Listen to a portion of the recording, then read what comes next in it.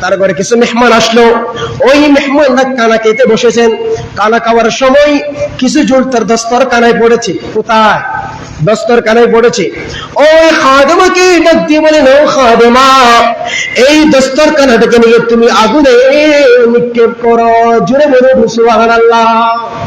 আগুনে ফেলে দিতে বলেছেন। আপনি আশ্চর্য হয়ে যাবেন, দস্তরখানা যদি জল পড়ে দুতে বলবে, আপনি আগুনে কেন ফেলতে বলেছেন? কেউ কিছু বলতেছে না, সবাই এভাবে করে বসে আছে। সবাই বললেন, দেখা যাক লাস্টে কি হয়, শেষেরটা বেশি ভালো হবে, দেখি যায় কি হয়। আল্লাহর হাবিব সাল্লাল্লাহু আলাইহি ওয়াসাল্লামের সাহাবী এই কথাটা বলার পরে কিছুক্ষণ পরে খাদেমকে আবার অর্ডার দিলেন, ও খাদেম, যাও তুমি ওই দস্তরখানাকে তুমি নিয়ে আসো। আবার দস্তরখানা যখন নিয়ে আসতেন, দেখা যায় আগুন তো লাগবে দূরের কথা, সেকও লাগে না, বরং ওই দস্তরখানা থেকে জলের যে একটা দাগ ছিল, দাগটা উঠে গিয়ে আগের চেয়ে আরো বেশি পরিষ্কার হয়ে গেল।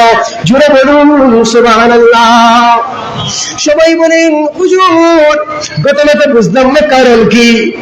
হযরত আনাস রাদিয়াল্লাহু তাআলা বলতে লাগলেন, এ আমার বন্ধুরা, শোনো শোনো শোনো, এটি কিন্তু এই দস্তরখানার পাওয়ার নয়, আমি আনাসের পাওয়ার নয়, আমার খাদেমারও পাওয়ার নয়। একদিন আল্লাহর নবী সাল্লাল্লাহু আলাইহি ওয়াসাল্লাম এই দস্তরখানায় নূরানি হাত লাগিয়েছেন।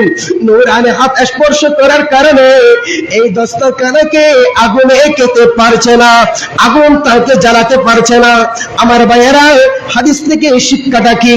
এই হাদিস থেকে আমাদের বিষয়টা কি জানার জন্য কি ওয়াকি এখানে রয়েছে।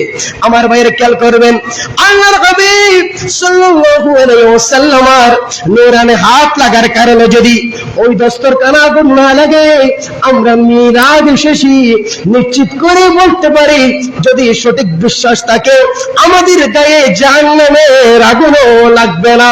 উচ্চ আওয়াজে বলুন সুবহানাল্লাহ।